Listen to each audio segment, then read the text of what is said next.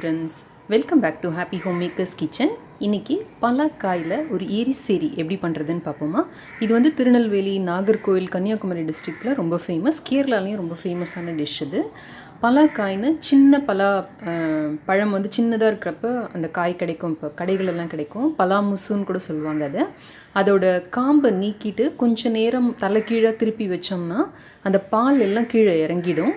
அதுக்கப்புறமா அதை நறுக்கி அந்த ஓரத்தில் இருக்கிற முள்ளெல்லாம் எடுத்துட்டு அந்த நடுவில் இருக்கிற சதை பகுதியை கட் பண்ணி உப்பு போட்டு குக்கரில் ஒரு 3-4 விசில் வச்சு எடுத்தோம்னா இந்த மாதிரி நல்ல வெந்து கிடைக்கும் நமக்கு.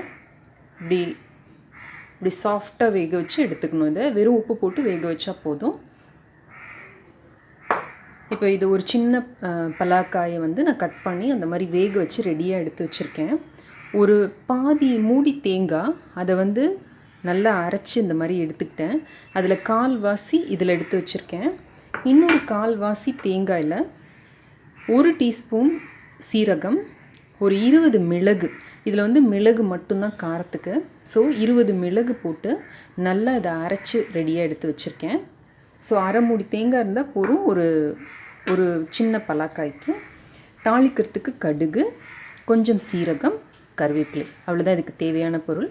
இது வந்து தேங்காய் எண்ணெயில் பண்ணால் ரொம்ப நல்லாயிருக்குங்க. ட்ரெடிஷ்னலாக தேங்காய் எண்ணெயில் தான் இதை பண்ணுவாங்க.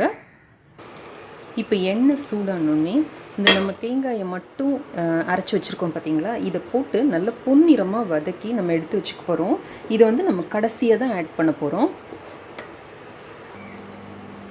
இப்போ இந்த தேங்காய் பார்த்திங்கன்னா நல்ல பொன்னிறமாக வறுபட்டுருக்கு பாருங்கள். இப்போ இதை எடுத்து நம்ம தனியாக வச்சுக்கலாம். நம்ம கடைசியாக தான் இந்த வறுத்த தேங்காயை ஆட் பண்ண போகிறோம். இப்போ இந்த தேங்காயை அரைச்சி தான் ஆட் பண்ணணும்னு அவசியம் இல்லை, நம்ம திருவின தேங்காய் கூட போட்டு இந்த மாதிரி வதக்கி வச்சுக்கலாம். இப்போ இதை எடுத்து தனியாக ஒரு கிண்ணத்தில் எடுத்து வச்சுக்கலாம். இப்போ இதே எண்ணெய் சட்டியில் பாக்கி இருக்கிற எண்ணெயில் 1/4 டீஸ்பூன் அளவுக்கு கடுகு, 1/4 டீஸ்பூனை விட கொஞ்சம் கம்மியாக சீரகம், ஏன்னா ஆல்ரெடி நம்ம சீரகம் தேங்காயில் போட்டு அரைச்சிருக்கோம், அதனால் கொஞ்சம் கம்மியாக வாசனைக்கு மட்டும் கொஞ்சோண்டு போட்டால் போதும். போட்டு நல்லா இந்த கடுகு பொரிஞ்சு இந்த சீரகம் வாசனை வர்ற வரைக்கும் வதக்கிக்கலாம். கடுகு பொரியிறப்போ கருவேப்பிலை போட்டுக்கலாம் கொஞ்சம்.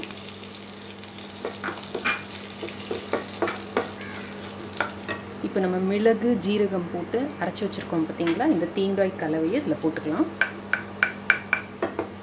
கொஞ்சம் முத்துன தேங்காவாக இருந்தால் இந்த எரிசெரிக்கு ரொம்ப நல்லாயிருக்குங்க, இளம் தேங்காய்களை விட. ஸோ இதை போட்டு இப்போ நல்லா வாசனை வர வரைக்கும் நம்ம வதக்கிக்கலாம். இப்போ இந்த தேங்காய், மிளகு, சீரக கலவை வந்து நல்லா வதங்கியிருக்கு, நல்லா உதிராக இருக்குது பாருங்கள். நல்லா எனக்கு இங்கே மிளகு சீரகத்தோட வாசனை நல்லா வருது. இப்போ இதில் இந்த பலாக்காய்கள், வேக வச்ச பலாக்காய்களை எடுத்து போட்டுடலாம். போட்டு நல்லா கலந்துக்கலாம். நான் இப்போ இதில் 1/4 டீஸ்பூன் அளவுக்கு மஞ்சத்தூள் மட்டும் சேர்த்துக்கிறேன். அதை முதல்ல சொல்ல மறந்துட்டேன்னா, இதையும் போட்டு இப்போ நல்லா கலக்கலாம். இப்போ இது நல்ல காய் வதங்கி இருக்கு, மஞ்சத்தூளோட பச்சை வாசனை எல்லாம் போயிடுச்சு. இப்போ இதில் நம்ம வதக்கி வச்ச இந்த தேங்காய் கலவையை சேர்த்து ஒரு பெரட்டி எடுத்தோம்னா நம்மளோட பலாக்காய் எரிசெரி தயார். சாதம், தயிர் சாதம், ரசம் சாதம், சாம்பார் சாதம் எல்லாத்துக்குமே இந்த காம்போ ரொம்ப நல்லாயிருக்குங்க. இந்த சுவை ஊட்டுறதுக்கு மட்டும் இல்லை, மிளகும் சீரகமும், இந்த பலாக்காய் வந்து ஈஸியாக நமக்கு செரிக்கிறதுக்கும் இந்த மிளகும் ஜீரகமும் ரொம்ப யூஸ்ஃபுல்லாக இருக்கும்.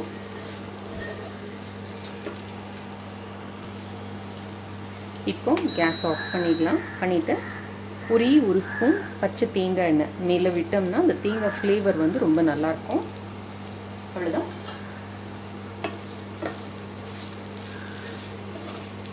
கலந்து விட்டு சர்வ் பண்ணலாம். இதை அவசியம் செஞ்சு பாருங்கள். செஞ்சு பார்த்து எனக்கு உங்களோட கமெண்ட்ஸையும் ஃபீட்பேக்கையும் எழுதி அனுப்புங்க. மறக்காமல் என்னோடய சேனலுக்கு சப்ஸ்கிரைப் பண்ணுங்கள். மீண்டும் இன்னொரு சுவையான ரெசிபியோடு சந்திப்போம். நன்றி, வணக்கம். Healthy cooking, happy living.